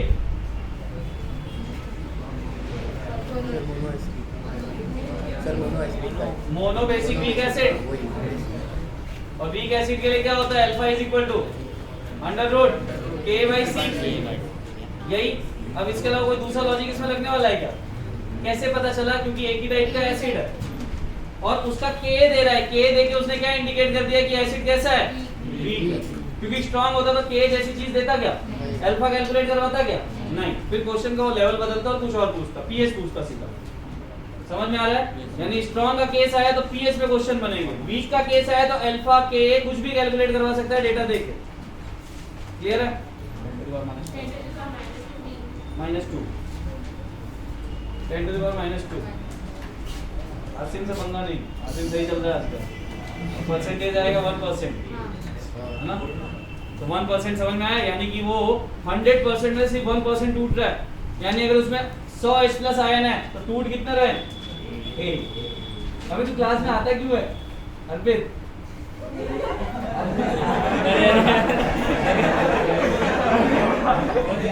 इसको ना घर वाले सुकून से जीने नहीं देते, घर वाले और बाहर बेचारा जाए तो जाए कहाँ। ये क्या सोचता है ना कि चलो यार 4 घंटे में टाइम पास तो हो ही रहा है, पैसे तो भरे ही हैं, तरह तरह के लोग आएंगे, तमाशा दिखा के जाएंगे।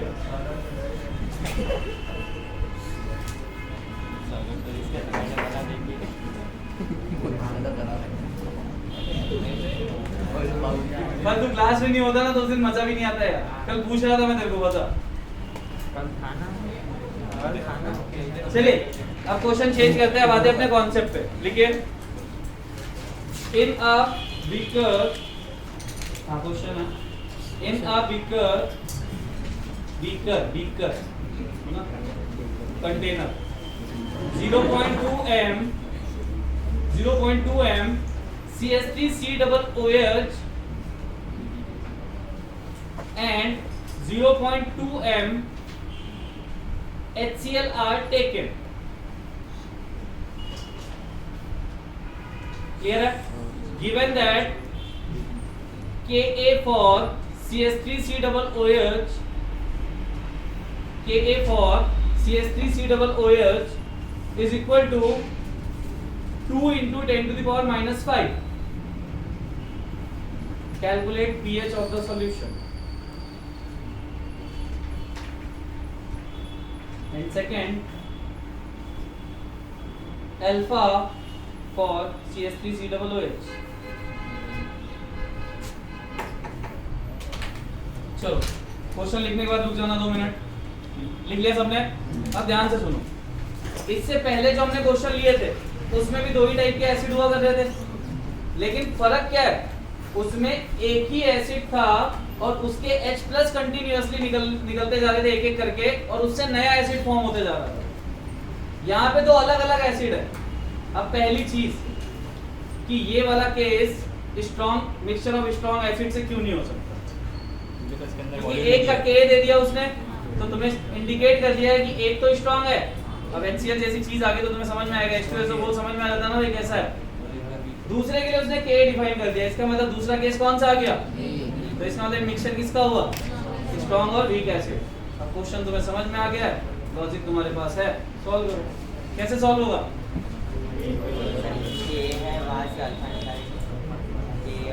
सबसे पहले पीएच निकालने के लिए H+ टोटल निकालना पड़ेगा, और H+ टोटल किसका किसका होगा, H+ HCl और CH3COOH। अब मुझे बताओ CH3COOH के H+ की कंसंट्रेशन को तुम HCl के H+ के कंसंट्रेशन के आसपास बढ़ने दोगे? तो ओवरऑल पीएच किस पे डिपेंड करता है, HCl। अब क्या तुम्हें HCl का कंसंट्रेशन दिया हुआ है, तो पीएच कितना आ जाएगा,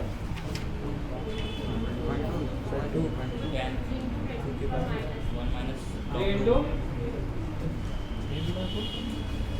पीएच कितना आएगा, 0.2 को क्या लिख सकते हो, 2 into -1, pH is equal to क्या आएगा, 1 - log 2, 1 - log 2 मतलब log 2 की वैल्यू कितनी होती है, 0.3, तो कितना आएगा 0.7। पीएच आ गया, अल्फा कैलकुलेट करो, और अल्फा कैलकुलेट करने का तरीका अभी सिखाया मैंने।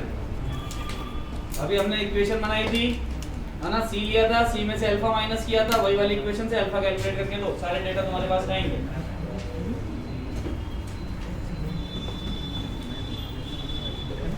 सर इसमें अगर वॉल्यूम दे देता तो एसिड्स की तो वो सर इक्विवेलेंट वाला होगा इवन में। हाँ फिर इक्विवेलेंट नहीं तो वॉल्यूम क्यों देता था, स्ट्रॉन्ग एसिड और वीक एसिड में नहीं देता था ना।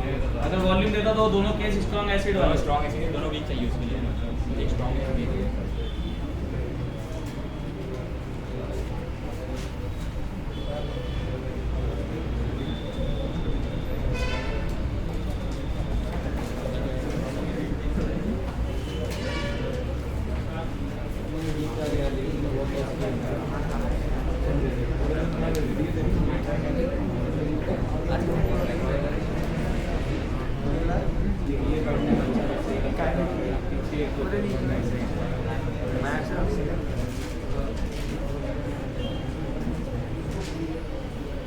तेरे नाम कहाँ गया था इतने दिन से?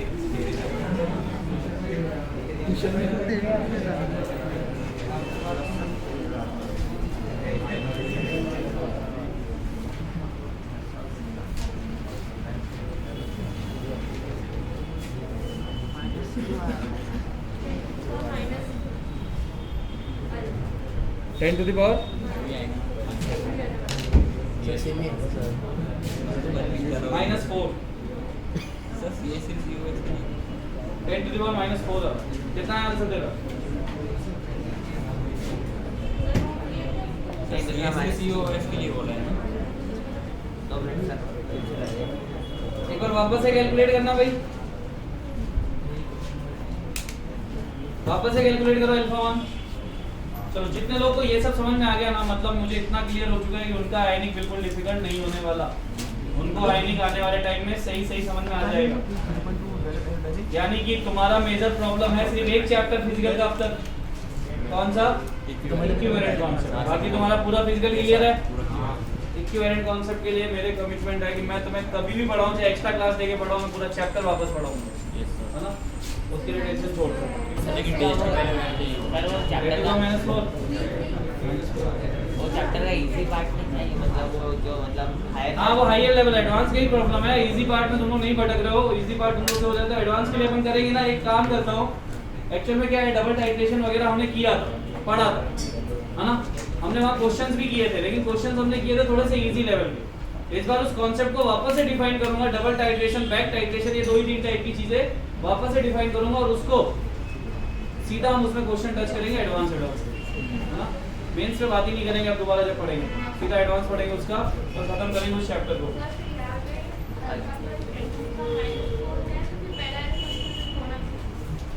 और सर यहाँ पर अल्फा की वैल्यू एसटीएल और सीओएस के लिए अलग-अलग रहेगी। हाँ उसके लिए तो अल्फा 100 है, उसके लिए तो अल्फा पूरा 1 है, ऑलमोस्ट 1 होगा HCl के लिए। उसके लिए तो कैलकुलेट ही नहीं करना। देखो अच्छा अभी तुम लोग आवाज बंद कर रहे हो क्या? तो मैं बताऊं इसको आराम से, ठीक है? तुमसे नहीं हो पाया, तुमसे आंसर नहीं निकल पाया, और मे भी तुम्हारा आंसर सही भी हो सकता है, बट मुझे अप्रोच बता लेना। तो इसको ब्रेक करूंगा, किससे ब्रेक होगा? प्लस सेम है, t = 0 पे चाहो तो इसको 0.2 से स्टार्ट कर लो, चाहो तो c से स्टार्ट करो। किससे करना है? c। ये कितना माइनस करूं? अब अल्फा 1 अल्फा 2 की तो जरूरत है नहीं, क्योंकि एक ही अल्फा निकालना है। ये कितना बनेगा? किस में रख दूं? k कितना दिया हुआ है? यही k दिया हुआ है, is equal to c alpha square upon, क्या अल्फा नेगलेक्ट किया जा सकता है? Alpha square is equal to, ये कितना हो जाएगा? 0.2 दिया है वो भी है 0.2। हाँ चल गए -5 अपॉन 10 to the power -4 तो 10 to the power -2 आएंगे।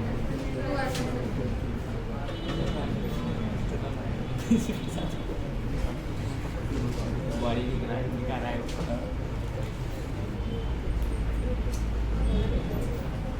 हम लोगों ने एक गलती कर दी ना यार, h + 0 का है, h प्लस क्वेश्चन में देखो कितना है?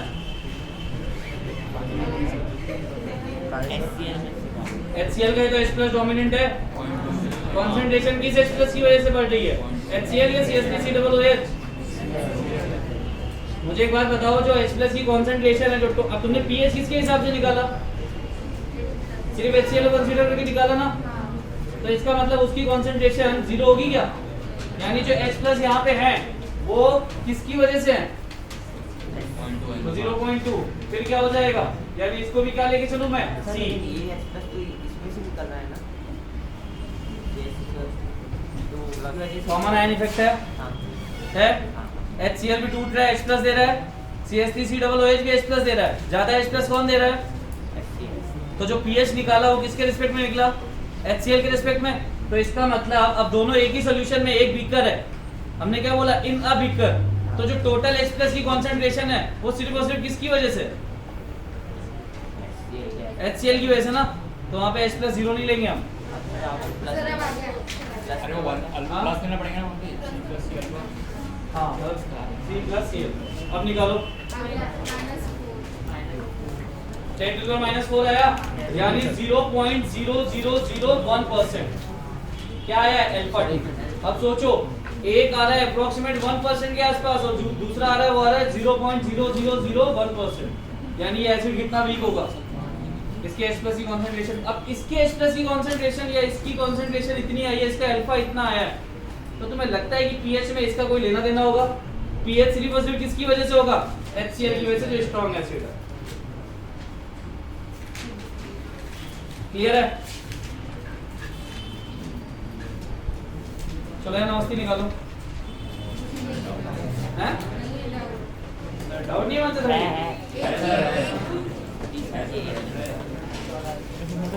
वन से 30 थ्योरेटिकल ले गया और उसका जो न्यूमेरिकल से वो 23 से आगे के तो ज्यादा नहीं है, ज्यादा है। 23 से आगे के हुए ही नहीं। 23 के आगे हो गए सर, 23 तक आ गए। हो गए सर। चलो कोई बात नहीं, जिसका जो भी हुआ मेरे को एक एनालिसिस दो। आप लोग एनालिसिस सॉल्व करते होगे, एनालिसिस करते हो? सिद्धांत क्लास के बाद मेरे से मिलके जाना अभी, है ना?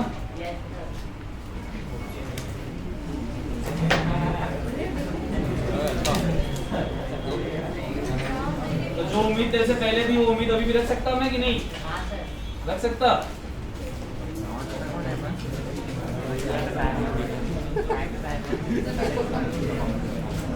देखो अब क्या रहता है, मेरे को मेरे स्टूडेंट्स के नाम याद रहते हैं, बट मुझे इसने चेहरा दिखाया नहीं और ये काफी बदल चुका है, और इसकी आवाज मुझे पहचान में आ गई। ये आवाज कहीं तो सुनी है मैंने,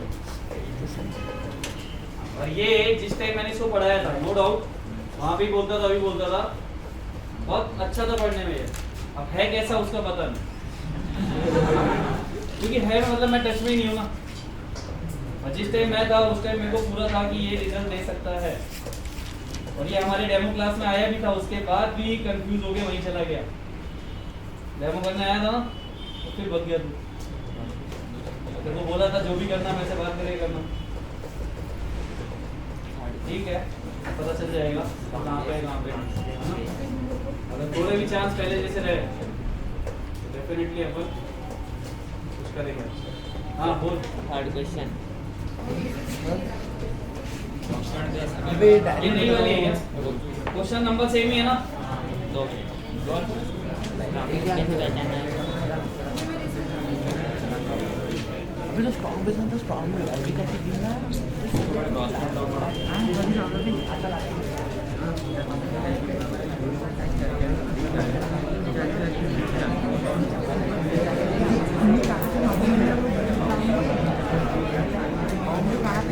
चलो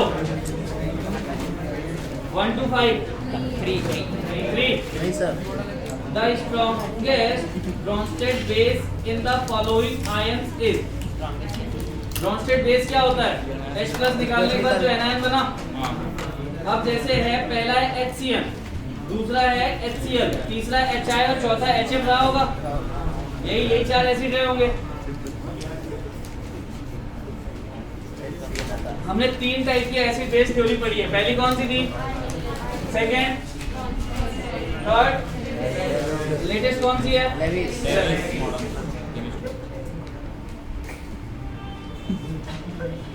भी याद भी दिया हुआ है क्या? और ब्रॉन्स्टेड एसिड मैंने कैसे बताया था कि सब में से तुम H प्लस निकाल दो, इसके बाद जो आयन बनेगा वो कैसा होगा? अगर एसिड लोगे तो कैसा होगा? स्ट्रॉन्ग लेंगे तो वीक पे HI F नहीं है। फिर वो HF इधर है, HI आवाज बराबर। ठीक है, द स्ट्रॉन्गेस्ट। अगर मैं इसमें से H प्लस निकालूं तो क्या होने वाला है? इसमें से निकालूं और इसमें से निकालूं, यस सर वही रहेंगे। डायरेक्ट ही होता सर, ये बाकी सब ये स्ट्रॉन्ग है तो weak वो स्ट्रॉन्ग है तो वीक बनेगा, सही है, ये वीक है तो weak strong। सबसे ज्यादा स्ट्रॉन्ग एसिड कौन है अगर मैं कंपैरिजन करूं HCl top to bottom Decrease। Acidic strength decreases, तो सबसे स्ट्रॉन्ग एसिड कौन है? HCl तो उससे बनने वाला बेस भी कैसा होगा? weak स्ट्रॉन्ग से किसका फॉर्मेशन Weak होगा? का। और वीक से किसका Strong फॉर्मेशन का। होगा? तो सबसे स्ट्रॉन्ग एसिड ये है, तो इससे जो ब्रॉन्स्टेड बेस फॉर्म होगा वो सबसे वीक होगा। और अगर तुम स्ट्रॉन्ग बेस लो तो उससे ब्रॉन्स्टेड एसिड जो फॉर्म होगा वो वीक होगा। बताया था ना, वीक से स्ट्रॉन्ग, स्ट्रॉन्ग से वीक। तो क्या आंसर होगा? CL माइनस सर 20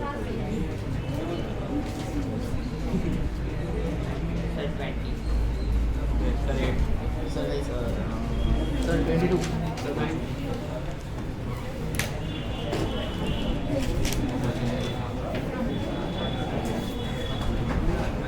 इसमें एक काम करो, इस क्वेश्चन में जो पहला ऑप्शन है ना Cn माइनस, उसको रिप्लेस करके F माइनस करो, क्योंकि Cn माइनस के रेस्पेक्ट में आप HCN तो वैसे भी क्या एक वीक एसिड है ना, HCN सबसे वीक एसिड है। और इसने पूछा क्या है? स्ट्रॉन्गेस्ट है ना, तो स्ट्रॉन्गेस्ट बेस किससे बन सकता है? HCN से। Weak acid. तो उसको चेंज करके HF करो, HF करो। फिर BR आएगा, एडजस्ट करेंगे। एक तो सबसे स्ट्रॉन्गेस्ट मतलब बराबर F रहेगा ना।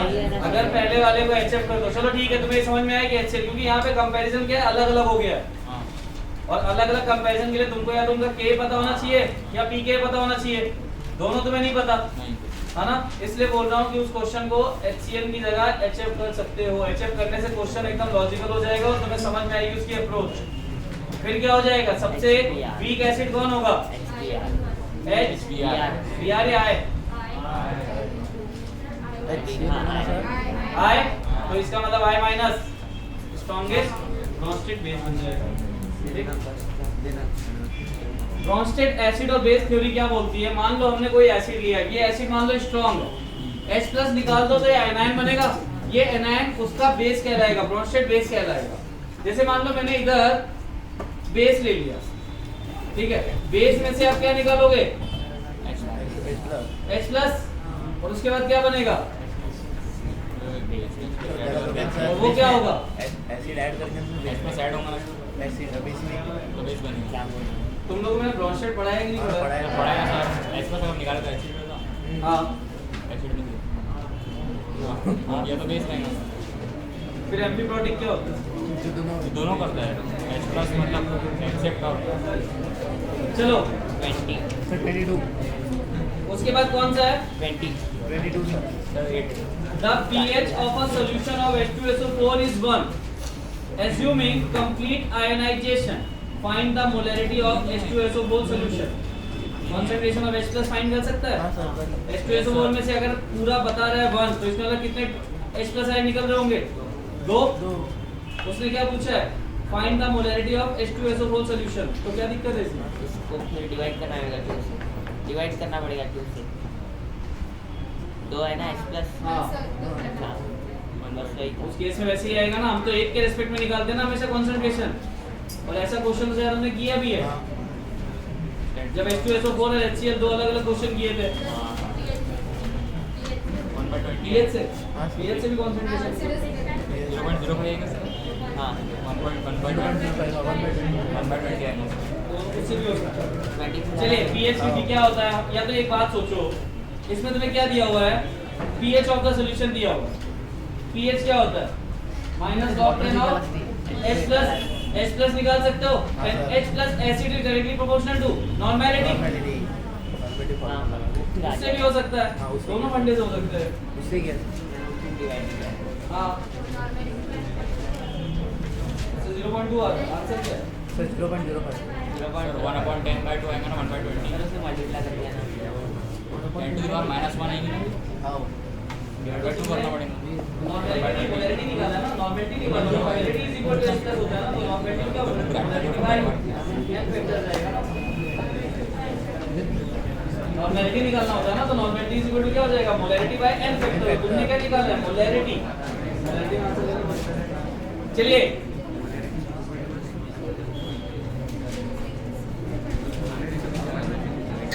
हाँ, 23 sir 22 23 sir 22 calcium hydroxide is a strong base, ठीक है।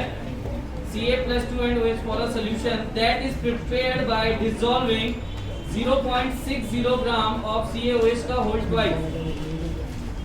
अबे तो दूसरे वेट दिया हुआ है, क्या है वो? वॉल्यूम दिया हुआ है, कंसंट्रेशन नहीं निकाल सकते तुम?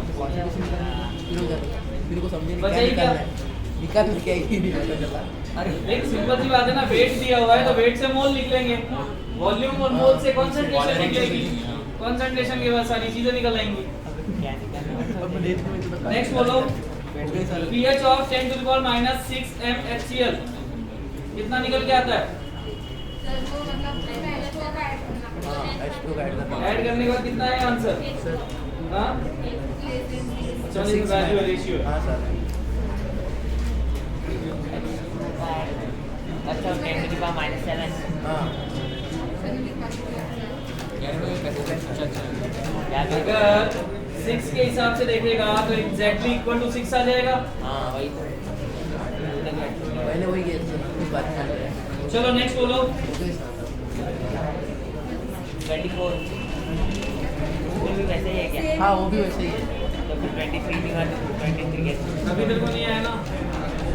25 भी वही है क्या? मिक्सचर है, strong acid strong base, sir neutral हो जाता सर। न्यूट्रल हो जाएगा। नहीं सर मैंने निकाली। अबे स्ट्रॉन्ग एसिड स्ट्रॉन्ग बेस के मिक्सचर का क्वेश्चन कराया है 7 आता है उसका। 7 अगर न्यूट्रल हो तो आंसर भी बता रहा है, ऑपोजिट आउट भी पूछ रहा है।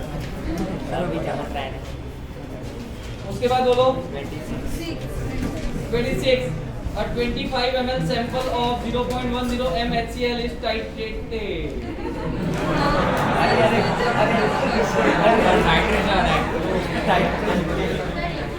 सर इक्विवेलेंट है सर वो।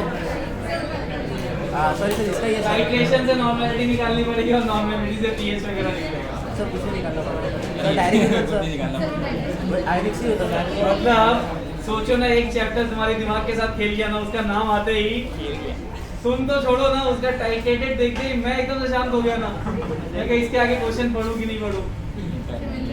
सर टाइट्रेशन ट्राई भी नहीं किया गया। सर आइरिक्स ही होता। उसको बंद कर दो, बंद हो तो चालू ही हो।